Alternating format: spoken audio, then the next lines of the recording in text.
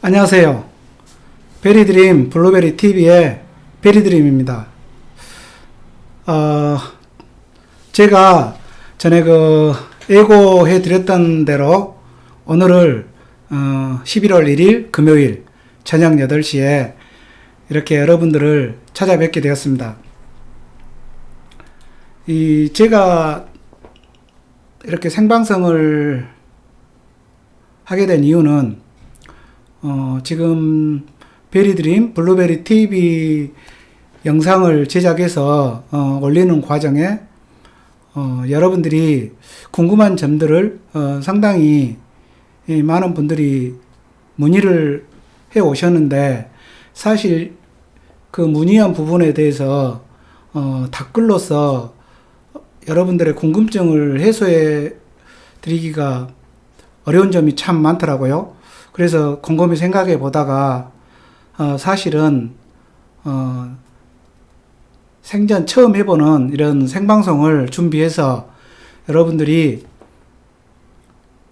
궁금한 사항이 있으면 직접 실시간으로 여쭤보시면 제가 답변해 드리는 방식이 답글로서 답변해 드리는 것보다 훨씬 더 낫지 않을까, 이런 생각이 많이 들었습니다.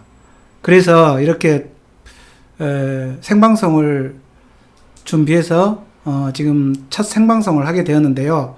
사실 처음 하는 방송이다 보니까 기존에 녹화를 해서 편집을 해서 영상으로 제작한 거와는 심적 부담도 엄청 크고, 지금 사실은 머릿속이 좀 하얘집니다. 아마 이 시간을 진행하는 동안에 상당히 미숙한 부분이 시스템적으로나 또 제가 말을 하려고 하는, 전달해 드리고자 하는 내용에 대해서 상당한 미숙한 점들이 많이 있을 것으로 생각됩니다. 그 점을 첫 방송이다 생각하시고 조금만 많은 양해를 서두에 먼저 구하겠습니다.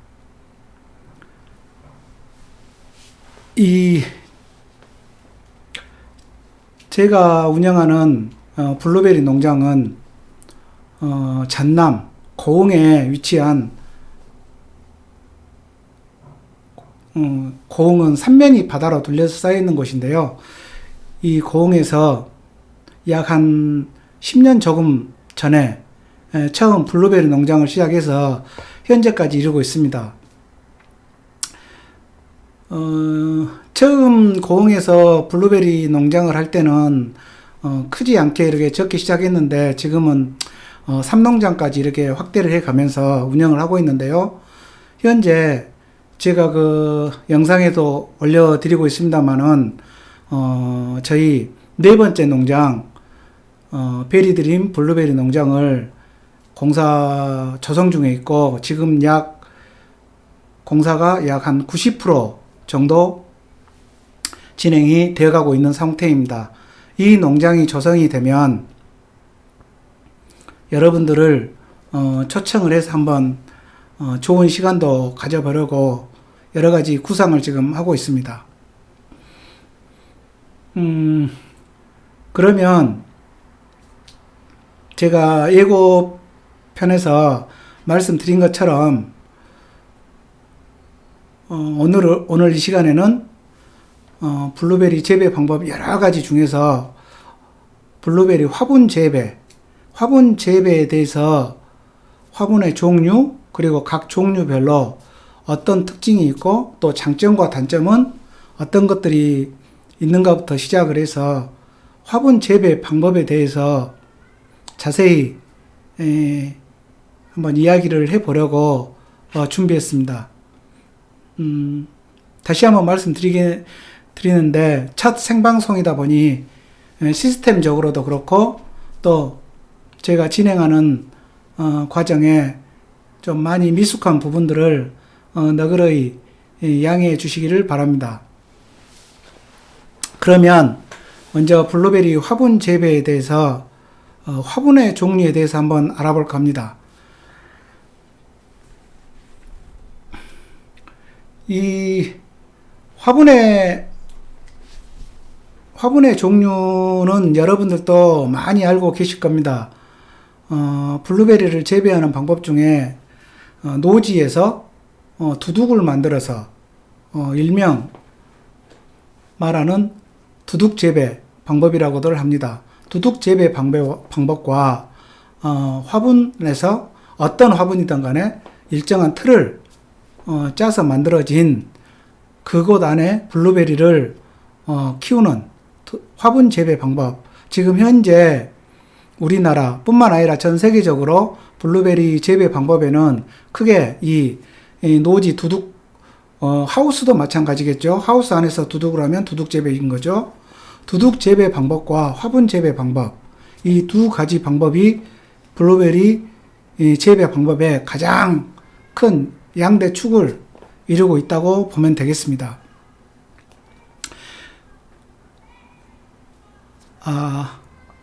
감사합니다. 정말 많이 떨립니다. 그러면 화분 재배를 하기 위해서 준비해야 될 화분의 종류는 어떤 것들이 있을까요? 예, 먼저 화분을 만드는 원단의 어떤 원단이냐에 따라 원단의 재질로 인해서 화분의 종류가 나뉘는데요. 크게 말씀드리면 부직포라는 원단의 부직포 화분, 부직포 원단을 사용하는 부직포 화분. 두 번째는 차광망을 몇 겹겹이 싸서 만들어진 차광망 화분. 그리고 여러 가지 형태의 것들은 있으나 이해하기 좋게 플라스틱 형태의 플라스틱 화분. 크게는 화분의 종류는 이렇게 세 가지 종류로 나눌 수 있다고 봅니다. 물론 앞으로 계속 발전해 가면서 재질을 다양화해서 여러 가지 형태의 화분이 나오겠지만 현재는 가장 블루베리 재배에 많이 사용되는 화분의 종류가 부직포 화분, 차광망 화분, 플라스틱 화분이 이 세 가지라고 생각하시면 되겠고요. 자, 그러면 이 세 가지 화분 중에 화분들의 특징을 한번 알아보겠습니다. 먼저 부직포 화분은 말 그대로 부직포 일종의 천이라고 생각하시면 되겠는데요. 부직포 원단을 이용해서 화분을 만드는데 부직포 화분은 대개 원형으로 되어 있고요. 그 원형의 지름에 따라서 만드는 곳에 따라서 뭐 20cm부터 크게는 70cm, 이제 80cm는 아주 드물게 사용되기는 한데 70cm까지 현재 많이 통용화가 되어 있습니다. 그러면 이 부직포 화분은 특징은 첫째, 말 그대로 천 원단이기 때문에 우리 인간의 눈에는 잘 보이지를 않지만 촘촘한 미세한 구멍들이 있어서 통기성, 바람이 통하는 통기성과 배수성, 물을 배출하는 배수성이 아주 좋다고 볼 수 있습니다. 그리고 농가 입장에서 보았을 때 금전적인 것을 고려하지 않을 수 없겠죠. 세 가지 화분 종류 중에 가장 저렴한 게 부직포 화분이 되겠습니다. 그리고 차광망 화분은 지금 현재 우리나라에서는 차광망을 4겹을 겹쳐서 만든 사중직 차광망 화분이 있고 8겹을 겹쳐서 만든 8중직 차광망 화분이 있는데요. 가장 많이 통용되는 것은 8겹으로 겹겹이 싸서 만든 8중직 차광망 화분이 되겠습니다. 물론 차광망을 어떤 색을 쓰냐에 따라서 흰색과 검정색도 있고 또 기타 파란색이나 녹색도 있지만 그것은 색깔의 차이는 사실은 아주 미비하고요. 일단은 차광망 화분의 특징은 차광망 화분은 부직포 화분보다 더 아무리 8중으로 겹겹이 했다 하더라도 쉽게 말해서 화분 전체에 육안으로도 보일 정도로 틈들이 발생하기 때문에 통기성이 부직포 화분보다 훨씬 더 뛰어나고 역시 배수성도 훨씬 더 뛰어나겠죠. 통기성, 배수성에 있어서는 차광망 화분이 가장 뛰어나다고 볼 수 있습니다. 그리고 가격적인 면에서는 부직포 화분보다는 좀 비싸고 플라스틱 화분보다는 같은 규격이었을 경우에 플라스틱 화분보다는 좀 저렴한 세 가지 화분 중에 중간 정도의 가격 형성대를 유지하고 있고, 이 플라스틱 화분은 물론 순수한 플라스틱 재질도 사용하는 화분도 있고 또 여러 가지 폴리에스테르나 이런 일반인들이 보았을 때 플라스틱처럼 보이는 걸 통칭해서 플라스틱 화분이라고 칭하겠는데요. 플라스틱 화분은 말 그대로 틈이 없습니다. 틈이 없기 때문에 통기성이나 배수성은 화분의 하단에 인위적으로 구멍을 낸 이 구멍으로서만 배수성을 확보를 할 수가 있겠죠. 그래서 통기성과 배수성에서는 플라스틱 화분이 가장 떨어진다고 볼 수가 있고요. 또 이 말 그대로 플라스틱은 원단 자체가 플라스틱 재질이기 때문에 튼튼하고 이물질이 가장 적게 끼는 장점이 있겠지요. 가격은 셋 화분 중에 가장 비싸다고 보시면 되겠습니다. 그러면 부직포 화분, 차광망 화분, 또 플라스틱 화분 특징을 알아보았는데, 단점은 부직포 화분은 이 세 가지 종류의 화분 중에 겉 표면에 말 그대로 이런 이제 옷이라고 볼 수는 없지만 이 원단 종류의 재질이기 때문에 관수를 하거나 비를 맞고 관수를 하고 물하고 계속 접촉이 되다 보면 안쪽이 아닌 외부 쪽에, 화분의 외부 쪽에 이끼류가 낄 확률이 아주 높습니다. 그리고 특히 화분을 이용해서 노지 재배가 아니고 시설, 하우스 안에서 재배를 하실 때는 그 이끼가 끼는 확률이 노지보다 훨씬 더 많습니다. 하우스는 아무리 창문을 열어놓고 한다 하더라도 외부에서 부는 바람도 훨씬 더 차단이 되고 또 햇빛도 비닐로 인해서 차단이 되기 때문에 그래서 고온 다습이 좀 생길 환경이 많기 때문에 이끼가 자라는 환경이 형성이 됩니다. 거기에 천원단위로 된 이 부직포를 사용했기 때문에 이끼류가 낄 확률이 아주 높고요. 차광막 화분은 통기성이 우수함을 떠나서 좀 과할 정도로, 쉽게 말해서 인간의 눈에도 보일 정도의 틈들이 보이기 때문에 배수성 함수율이 아주 낮습니다. 물을 머금고 있는 함수율을 말하는데요. 물을 자기가 흙이 토양에, 블루베리 토양에 흙이 물을 관수를 했을 때 물을 머금고 있는 시간이 가장 적습니다. 그래서 아주 물 관리에 주의하셔야 됩니다. 그리고 이 차광망은 수명은 부직포보다는 긴다고는 하지만 제가 사용을 해보니까 처음 아주 뭐 식재를 처음 한 단계에 삽목묘를 식재를 했을 때 처음부터 아주 큰 부직포 화분을 사용하지 않고 좀 적은 거에서 큰 것을 늘릴 수도 있고, 또 아니면 차각막 화분으로 재배를 하다가 언젠가는 화분갈이를 한 번은 해야 되는데, 이 틈들 사이로 이 블루베리 뿌리가 촘촘히 박혀버려서 화분갈이를 할 때, 나무가 성목이 되어서 화분갈이를 할 때 블루베리 뿌리를 상당한 손실을 보아야 화분갈이가 가능하고요. 또 이 차광망의 특성이기는 한데, 이게 하우스든 노지든 일정 시기가 되면 햇빛으로 인해서 이 차광망 재질이 사가집니다. 그래서 분갈이를 할 때, 뜯어내려고 할 때 미세 가루가 엄청 발생하게 됩니다. 그래서 아마 제 경험으로는 5년 이상 재배를 하다가 빽가리를 하기 위해서 차광망 화분을 뜯었을 때 그 미세 가루가 엄청 휘날려서 이 눈에 또 호흡기에 상당한 이렇게 마스크나 꼭 보안경을 착용하시고 하시는 것이 안전하다고 볼 수 있겠고요. 그리고 플라스틱 화분은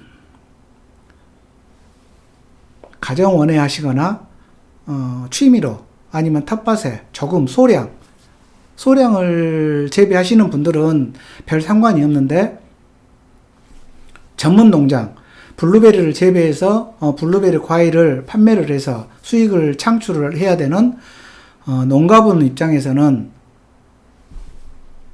화분 한 개당 가격 차이가 가장 비싸다 보니까 개당 3,000원, 4,000원 차이만 나도 1,000주면 상당하겠죠. 그런 비용적인 첫째 부담이 가장 크고, 두 번째로는 아까 말씀드린 대로 세 개 중에 가장 통기성과 배수성이 떨어집니다. 배수성을 화분 하단에 구멍을 뚫어서 강제로 토출시키는 방법 외에는 할 수가 없기 때문에, 물을 간혹 제때 배출이 안 돼서 물이 하단 부분에 약간 고여 있는데 또 관수가 되거나 아니면 비가 많이 오거나 해서 하단 부분의 뿌리가 썩는 경우가 종종 있습니다. 그래서 이 플라스틱을 이용한 화분을 재배를 하시는 분들은 항상 관수를 하실 때 그 부분을 유념을 하셔야 블루베리 뿌리가 손상되지 않고 또 썩지 않고 이렇게 건강하게 키우실 수 있기 때문에 플라스틱 화분은 그러한 단점이 있습니다.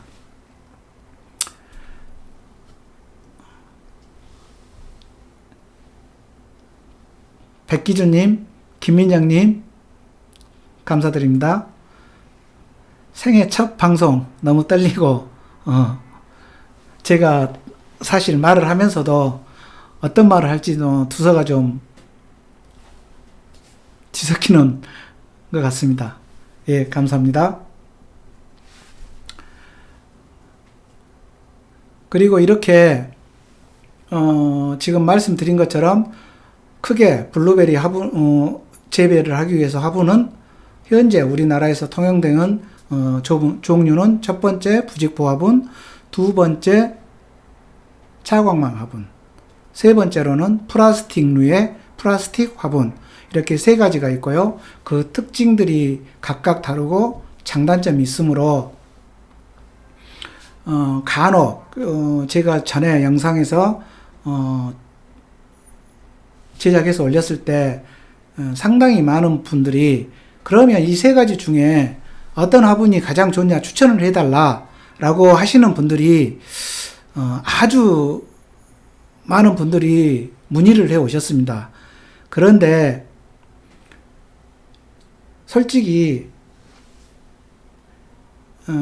제가 화분을 판매하는 업을 한다고 하면 제가 보유하고 있는 화분이 좋다고 말씀을 드릴 수도 있겠는데, 저는 블루베리를 재배하는 입장이고 농가 입장에서 생각을 하다 보면 사실은 이 세 가지 중에 어떤 것이 가장 좋고 어떤 것이 가장 나쁘다라고 할 수 있는 화분은 하나도 없습니다. 그렇기 때문에 제가 화분들의 특징, 또 장점, 단점을 설명을 해드린 것이고, 김경주님, 감사합니다. 그 세 가지 방법을, 특징들을 제가 말씀을 드렸으니까, 가장 고려를 하실 것이, 어떤 화분이 좋냐라고 하는 게 아니고, 저 같으면, 예를 들어서 1000주 이내로 식재를 할 것인지 아니면 1000주 이상, 2000주, 3000주를 몇 주를 식재를 할 것인가도 따져봐야 되고요. 또 농가분 입장에서 제가 하우스 안에 식재를 할 것인지 아니면 또 노지에다 할 것인지 그것도 고려를 해봐야 되고요. 내가 블루베리를 재배한 경험이 어느 정도 초보인지 어느 정도 한 3, 4년 되셨는지 아니면 한 7년 이상 많은 경험을 여러 해 수확도 여러 번 해보시고 여러 해를 거치신 경험이 많으신 분인지에 따라서 어떤 화분이냐가 선택을 하셔야 합니다. 예를 들어서 방금 말씀드렸지만 가정원해로 한 서너 주 하신 분들은 저는 플라스틱 화분을 추천드립니다. 몇 주 안 되기 때문에 물 관리가 아주 꼼꼼히 관리를 하실 수가 있거든요. 그런데 2000주, 1000주, 1500주, 2000주 이렇게 대량으로 하시는 농가들은 각 나무별로 이 물이 잘 배출이 되었는지, 관수를 적당히 해도 되겠는지, 또 며칠 전에 비가 왔는데 관수를 해야 되는지를 할 때마다 살필 수 있는 여력이 솔직히 없습니다. 이론적으로, 학문적으로는 살펴야 한다고 돼 있지만, 그걸 실제로, 저희들처럼, 농업에 종사를 하다 보면, 솔직히 확인하기가 참 힘듭니다. 그러면, 그런 분들은 저는 플라스틱류의 화분을 추천하지 않습니다. 바쁘다 보면, 그냥 주기적으로, 3일에 한 번, 이틀에 한 번, 일괄적으로 관수를 해버리면, 분명히 플라스틱 하단 부분에 물이 고이는 화분들이 나옵니다. 그 화분들은 일정한 간격에 관수를 해버리기 때문에 반드시 늦가을에 가지 마른병에 80% 이상 걸린다고 봐야 됩니다. 그래서 저는 전문 농가분들은 또 가격도 1000주 이상 돼버리면 가격 차이도 아주 많습니다. 그래서 제가 굳이 추천을 드린다고 하면 전문 농가분들은 부직포 화분이나 차광망 화분을 사용하시고 가정원에 텃밭 또 취미로 아주 소량 하시는 분들은 옥상에서 하시거나 하신 분들은 플라스틱 화분도 경고성이 아주 좋고 또 이동할 때도 전혀 흐트러짐이 없기 때문에 플라스틱 화분을 권장해 드리기도 합니다. 물론 이것도 제 개인적인 생각이기 때문에 여러분들이 아까 제가 말씀드린 세 가지 화분의 특징과 또 장점, 단점을 판단하셔서 고르시면 가장 좋은 방법이 되시리라고 봅니다. 그리고 자기가 어느 정도 블루베리 경력이 있는지도 보시고 또 노지인지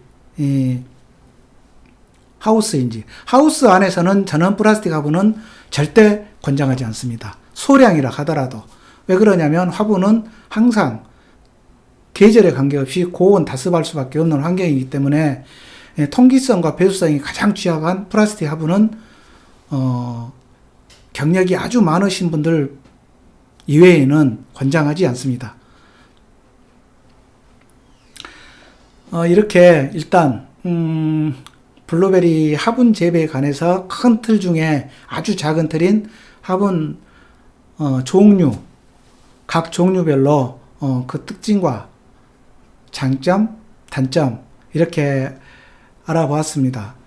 그러면 참고로 제가 약 한 10년 전에 저희 농장에 시험을 하기 위해서 시험적으로 부직포 화분과 차광망 화분을 설치를 해가지고 제가 5년 정도 재배를 하다가 빽가리를까지 한번 해봤었는데요.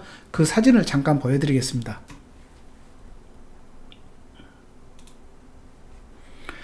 지금 현재 보시는 이곳이 제가 처음 블루베리를 식재를 하면서 시험 재배하기 위한 농장이었는데요.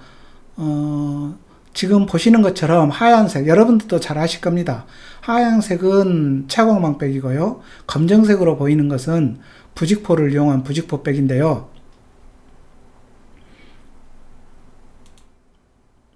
이런 식으로 시험적으로 제가 차광망과 부직포를 같이 겸해서 이렇게 식재를 했었습니다.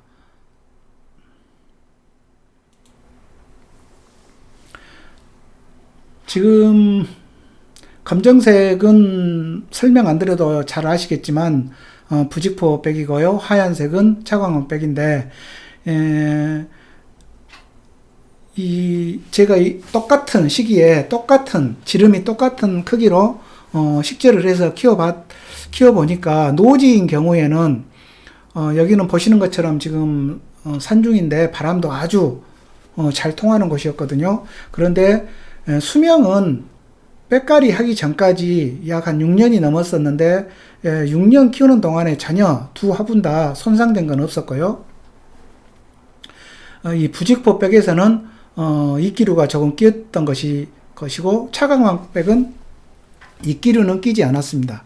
그런데 이제 빽가리를 할 때 그때 차광망 백에서는 엄청난 미색가루가 나서 정말 힘들게 빽가리를 했던 기억이 있습니다.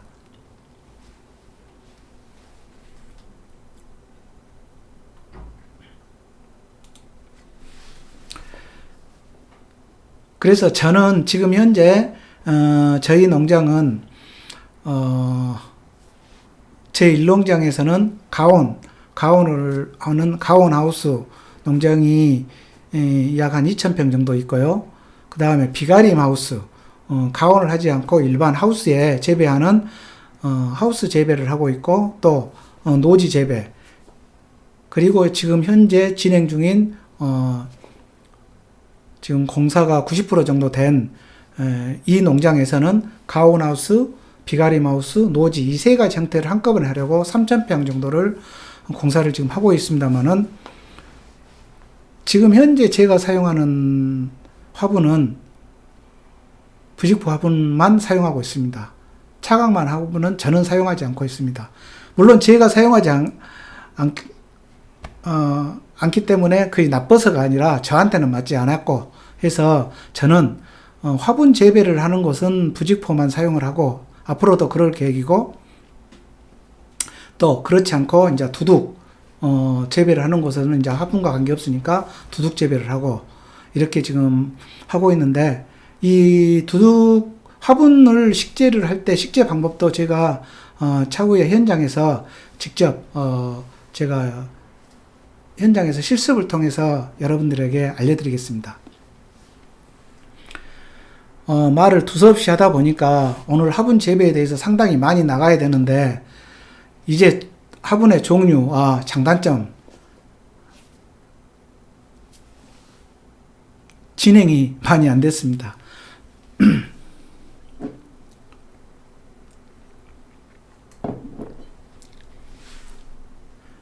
이경노님, 첫방 축하 감사합니다. 블루베리 신축 농장 연재는 지금 제 블루베리 베리드림 블루베리 TV 들어오시면 제가 처음부터 아예 신축 농장 부지 구하는 것부터 현재까지 지금 공사한 과정을 연재로 계속해서 다뤄놨으니까 그 방송을 보시면, 연재로 보시면 혹시라도 농장을 구상하고 계신 분들에게 도움이 되지 않으실까 싶어서 지금 제작을 했는데요. 한번 제 방송에 들어오시면 그쪽에 제가 블루베리 농장 만들기라는 제목으로 지금 한 14회까지 연재를 계속 하고 있으니까 그 방송을 참고해 주시기 바랍니다. 감사합니다.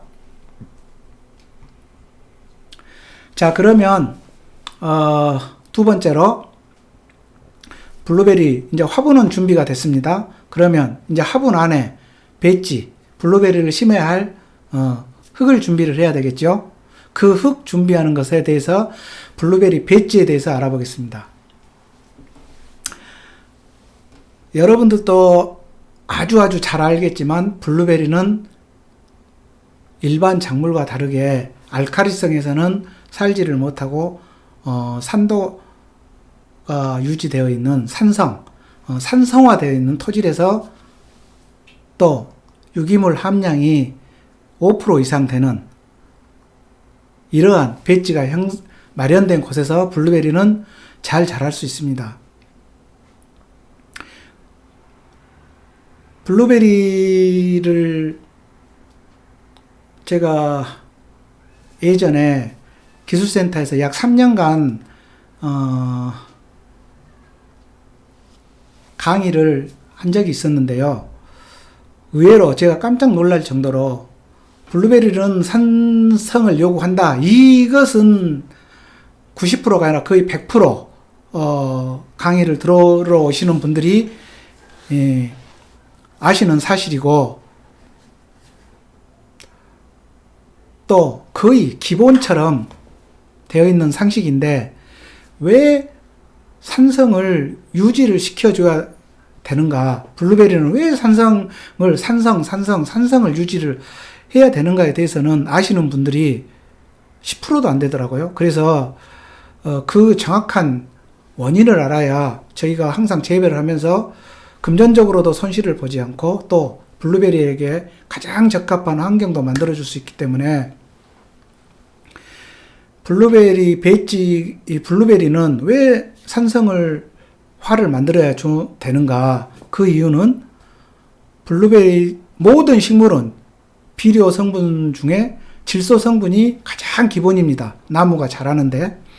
그런데 블루베리는 이 암모늄태 질소가 두 가지가 크게 나눕니다. 암모늄태 질소와 질산태 질소, 이 크게 두 가지로 나누는데, 식물이 자라는 그 배지 자체가 산성일 때는 암모늄태 질소로 바뀌고, 일반 작물들, 거의 90% 넘게 되는 일반 작물들은, 암모늄태 질소를 잘 흡수를 못하고, 블루베리만 암모늄태 질소를 흡수할 수가 있습니다. 그러면, 블루베리에게 질소 성분을 주려고 하려면 암모늄태 질소를 만들어 주어야 되는데, 그 암모늄태 질소를 유지를 하기 위해서는 블루베리가 심어져 있는 그 땅, 그 배지가 산성이 되어 있어야만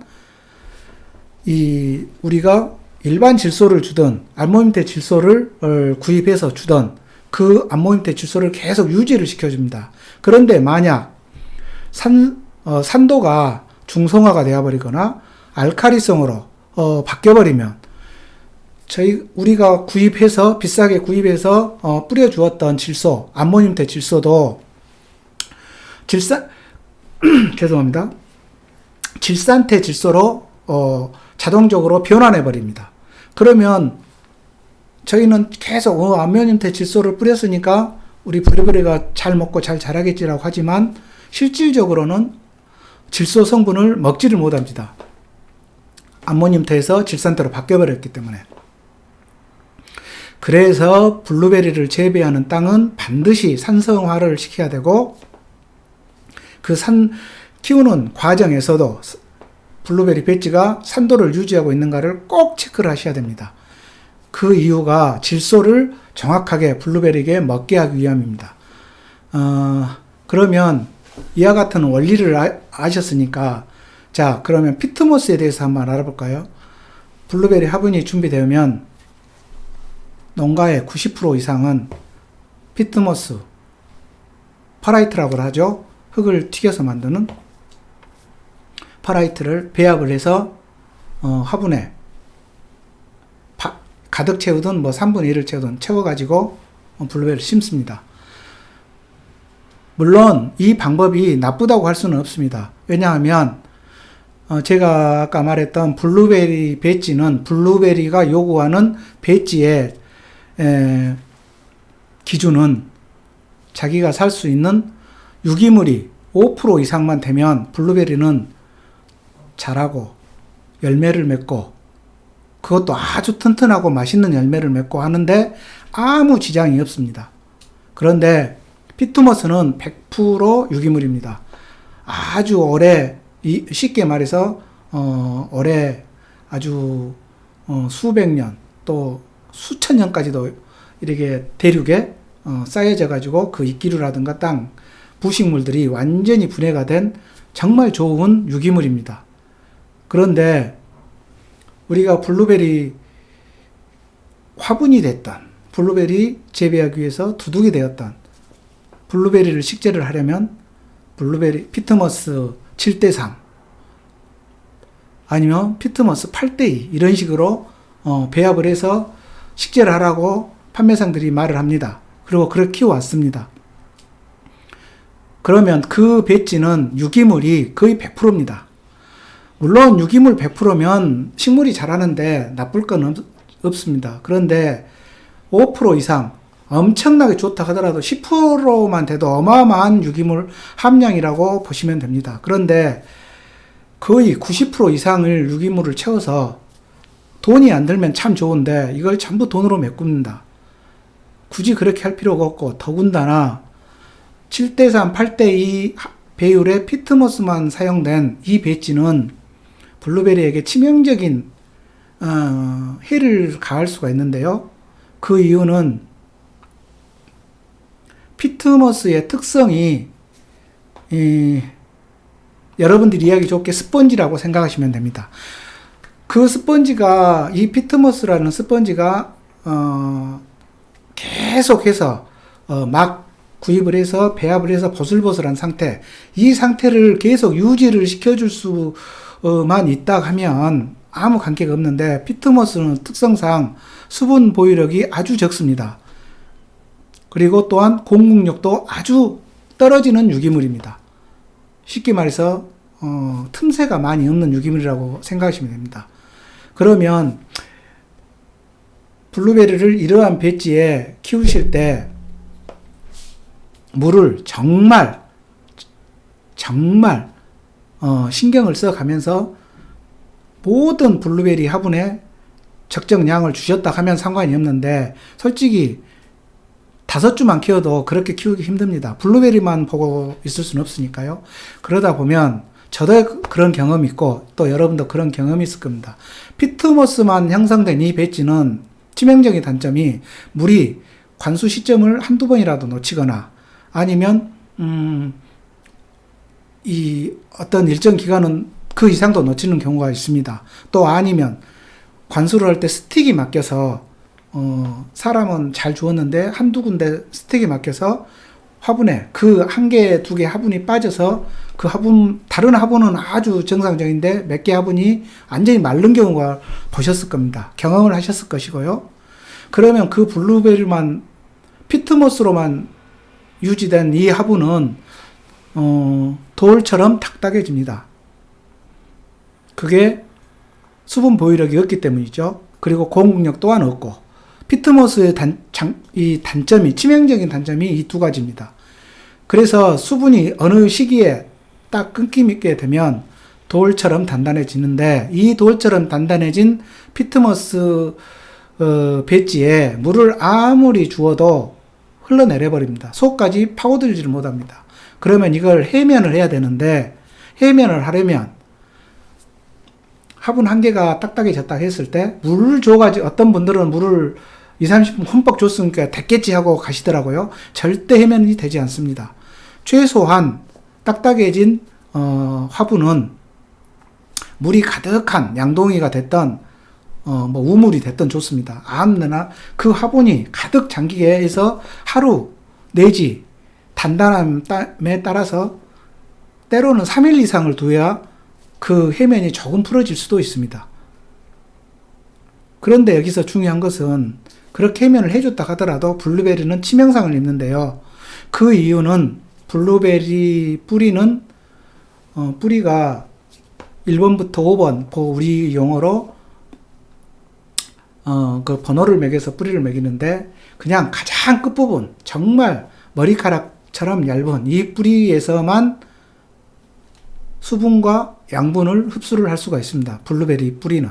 위쪽에 있는 약간 굵은 뿌리들은 블루베리를 잡아주는 역할만 할 뿐 수분이나 영양분을 흡수를 하지는 못합니다. 그런데 이렇게 딱딱하게 굳어져 버린 피트모스 속에 블루베리 뿌리는 아주 미세하기 때문에 이 뿌리들은 다 찢어져 버립니다. 그러면 이렇게 딱딱해진 배지를 해면을 시켜도 블루베리가 죽지는 않습니다.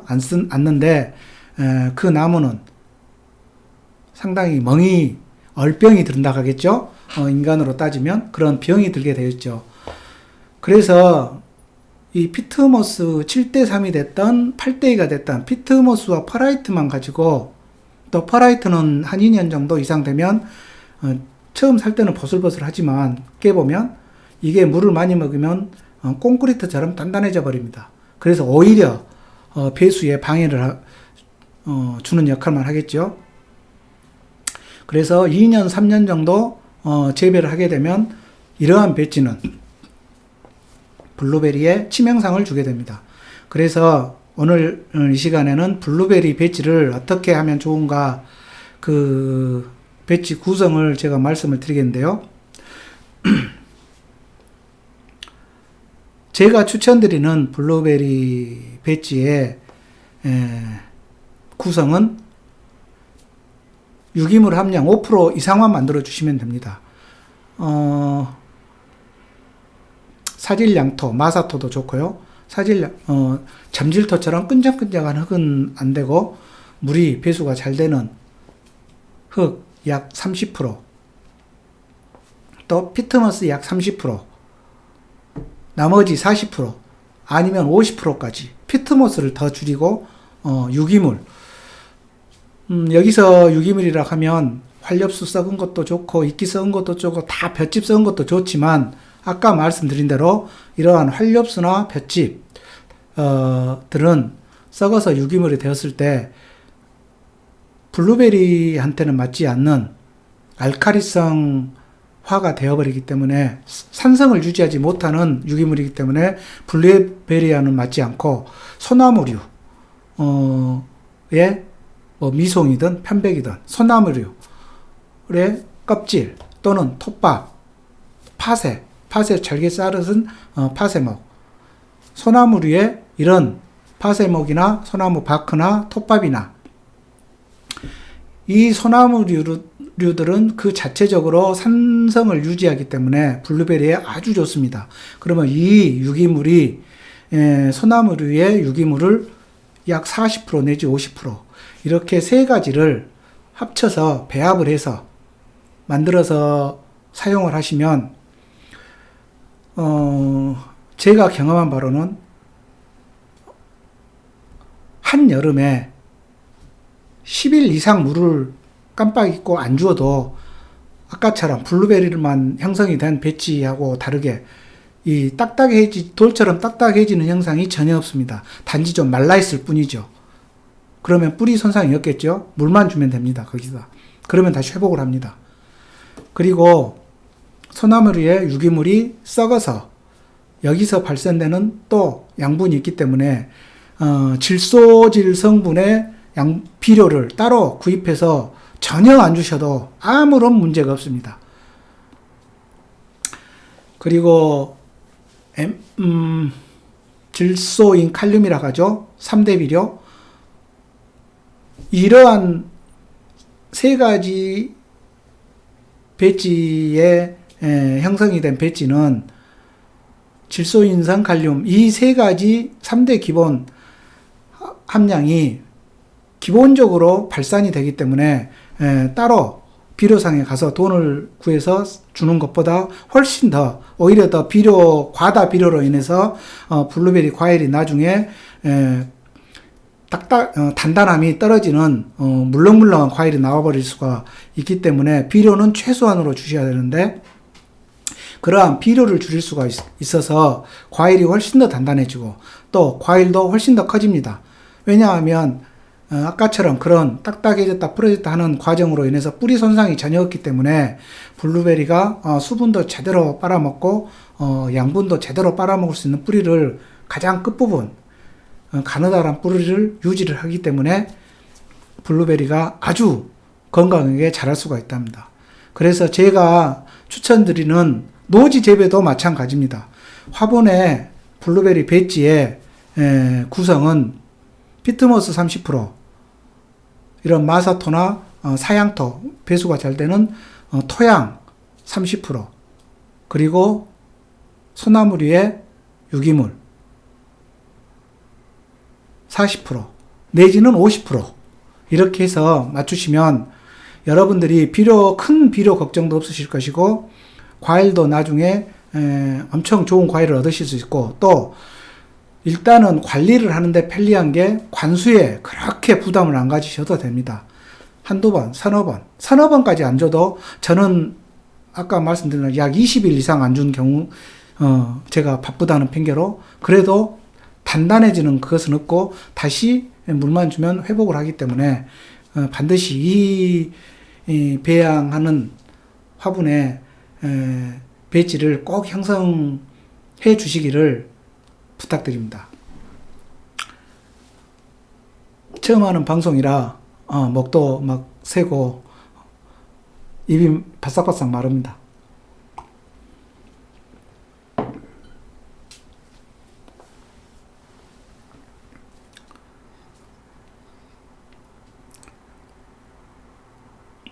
그런데 그나마 더더군다나 제가 화분 재배에서 이렇게 배지의 용토를 강조를 드리는 이유는, 화분은 개개별로 어떤 화분에 부직포든 채광망이든 플라스틱이든 어떤 화분을 쓰든 간에 개개인대로 독단적으로 관수를 해야 됩니다. 두둑 재배 같은 경우는 일단 어떤 틀로 막아진 게 아니라 흙이 화분의 역할로 막아지기 때문에, 이러한 피트모스 7:3, 8:2 이런 배합을 하더라도 극단적으로 단단해지는 경우가 아주 드뭅니다. 그런데 화분은 어떤 재질의 화분이든 간에 화분은 그 틀이 유지되어 있기 때문에 흙에서 전달되는 주변에서 빨아들일 수 있는, 블루베리 뿌리가 스스로 빨아들일 수 있는 환경이 되어 있질 않습니다. 오직 인간이나 자연의 비 외에는 자신이 주변의 흙이나 이런 지하부로부터 빨아들일 수 있는 수분이 없기 때문에, 인간이 주는 주기적으로 주는 관수에 의존하는데, 그 주기적으로 주는 관수가 기계적으로 인간도 그렇게 줄 수가 없어서 한두 번 놓치거나 두세 번 놓쳤을 때, 또는 주기적으로 주었다 하더라도 관수 시설의 자체 하자로 인해서 한두 주 정도가 물이 안 들어갔을 때는 이 화분은 과습으로 죽을 수도 있고요, 화분 재배는 바로 옆 화분은 건조로 죽기도 합니다. 그렇게 극단적인 환경이 되어버릴 수도 있기 때문에, 화분 재배에서는 반드시 용토를 노지 재배보다 오히려 더 피트모스만으로 구성하시지 마시고, 반드시 흙과 소나무류의 유기물을 꼭 사용해 주시기를 권장드립니다. 만약에 이미 피트모스로만 배지가 형성되신 분들은 멀칭으로 대체를 해 주시면 되는데요. 멀칭을 얇게 까시면 의미가 없고, 최소한 15cm, 10cm에서 15cm가 아주 적정한 멀칭의 두께입니다. 더 두꺼우면 통기성에 문제가 생기기 때문에 15cm면 약 한 이 정도 되겠죠. 그 정도 해서 소나무류에 유기물을 덮어주시면 그 소나무류가 점점 썩어서 줄어듭니다. 그러면서 또 배지의 형성이 되기 때문에, 그렇게라도 해 주시는 게 단지 겨울에 보온을 위해서가 아니고, 블루베리 아까 단단해짐을 방지하기 위해서, 뿌리 보호를 위해서 아주 중요한 부분이니까, 제가 이 생방송 첫 부분에 이렇게 강조를 1시간 동안 말씀을 드려도 부족할 정도로 아주 중요한 부분입니다. 그 부분을 꼭 신경을 쓰시면 관수를 인위적으로 재배를 하시면서 관수를 좀 빼먹거나, 아니면 스틱의 하자로 인해서 물이 안 들어가더라도 블루베리가 단단해지는, 배지가 단단해져서 블루베리가 시들어지는 그런 상황은 전혀 되지 않으니까 그런 부분에 조금만 신경을 써주시면 고맙겠습니다. 그리고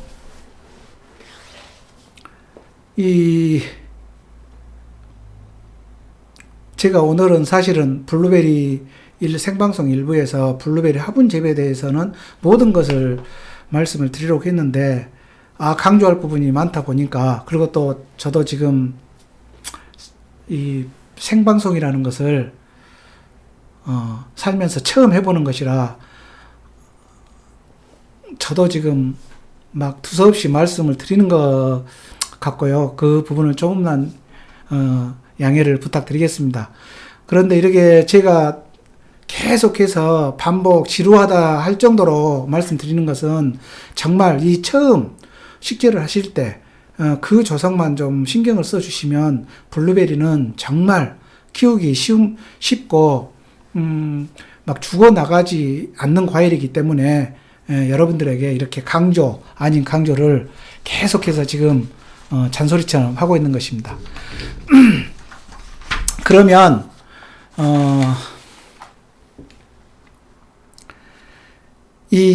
제가 왜 이렇게 피트모스 30% 마사토 내지는 배수가 잘 되는 토양 30% 나머지 40에서 50%를 소나무리에 유기물을 사용하시려 하면 소나무리의 유기물의 단점은 배수가 엄청 잘 됩니다. 여러분도 아주 잘 아시겠죠? 자기가 머물고 있는 수분이 또 많이 없습니다. 여러 개 배출시키는 능력이 너무 좋아서, 그래서 이 소나무리의 유기물과 피트모스의 유기물의 장단점을 서로 이렇게 궁합을 맞춰 놓으면 너무너무 좋은 유기물의 궁합이 되기 때문에, 아무리 소나무리의 유기물이 또 좋다고 해서 소나무류의 유기물로만 식재를 해서 시험한 연구 결과가 있습니다. 그것을 보면 뿌리가 잘 자라들 않습니다.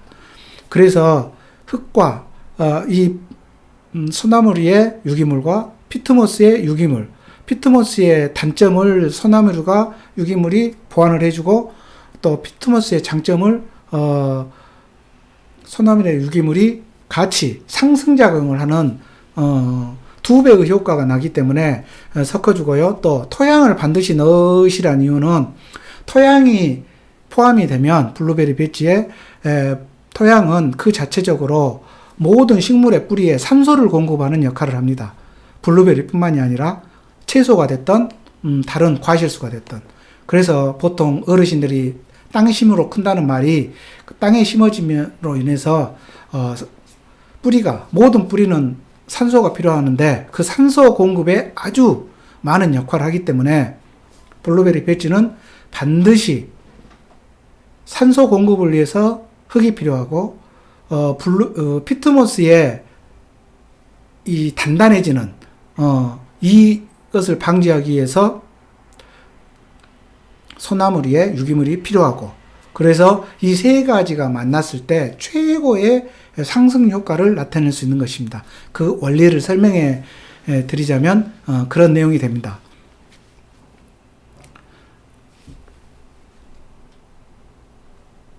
이주님, 감사합니다. 박진섭님, 예, 안녕하세요. 첫 생방이라 너무 떨리는데, 어떻게 지금, 어찌어찌 잘 여러 개 꾸려나가고 있습니다. 감사합니다. 궁금하신 점 있으시면, 서로, 여쭤봐 주시고요. 자, 그러면, 제가 지금, 오늘 이 시간에는, 아까 말씀드린 대로,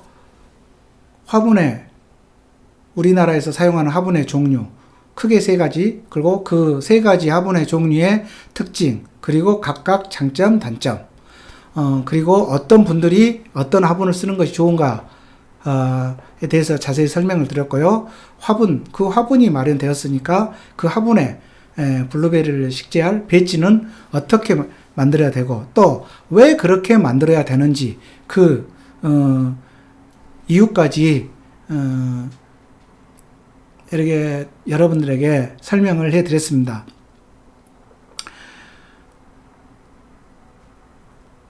오늘 블루베리 화분에 대해서 다 설명을 드리려고 했는데 생방송에 제 인사말을 하다가 조금 시간이 흘렀고 또 이렇게 강조할 점들이 생기다 보니까 강조를 하다 보니 제가 시간 운영을 조금 못한 것 같습니다.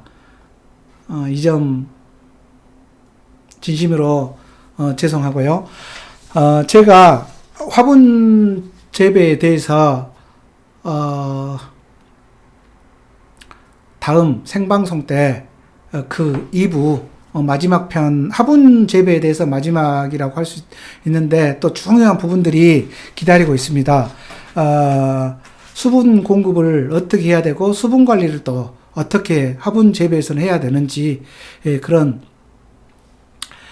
수분 공급에 관한 내용을 집중적으로 다루려고 합니다. 그리고 겨울철에 온도 관리, 화분 재배에서는 땅에서 노지와 달리 겨울철 온도 관리가 또 아주 중요하고 여름철 온도 관리는 겨울철 온도 관리보다 더 중요합니다. 실질적으로 농가분들이 여쭤보시는 게 겨울 온도만 여쭤보시던데 블루베리에게는 혹한기보다 혹서기가 더 무섭습니다. 한여름을 어떻게 보내느냐에 따라서 겨울에 늦가을에 꽃눈이 결실이 잘 맺으니까 다음 이 시간에는 이 겨울과 여름의 온도 관리를 화분 재배는 어떻게 해야 가장 블루베리에게 좋은가에 대해서 수분 관리와 함께 마지막 편에 제가 또 자세히 설명드리고 좀 더 부드러운 생방송이 되도록 노력을 한번 해보겠습니다. 앞으로 저희 베리드림 블루베리 TV 많이 응원해 주시고 구독과 좋아요, 알람 설정 꼭 부탁드리고 많은 응원 부탁드리겠습니다. 저희 베리드림 블루베리 TV는 일단은 매주 금요일 저녁 8시에 약 1시간 정도 가량 진행을 할 것이고요. 그 전에 제가 어떤 내용으로 생방송을 진행하겠습니다라고 고지를 해드릴 겁니다. 그러면 여러분들이 이경록님 감사드립니다. 도움이 많이 되셨다니 감사합니다. 김현탁님 감사합니다. 신교수님 감사합니다. 백기주님도 감사드립니다. 예, 감사합니다. 고맙습니다. 다음 시간에 여러분들이 화분 재배에서 궁금하신 것이 있다 하면 많은 질문해 주십시오. 그러면 제가 이렇게 댓글로서 달 수 없는 것을 이야기로 이렇게 전달해 드리겠습니다. 그동안 시청해 주셔서 대단히 감사합니다.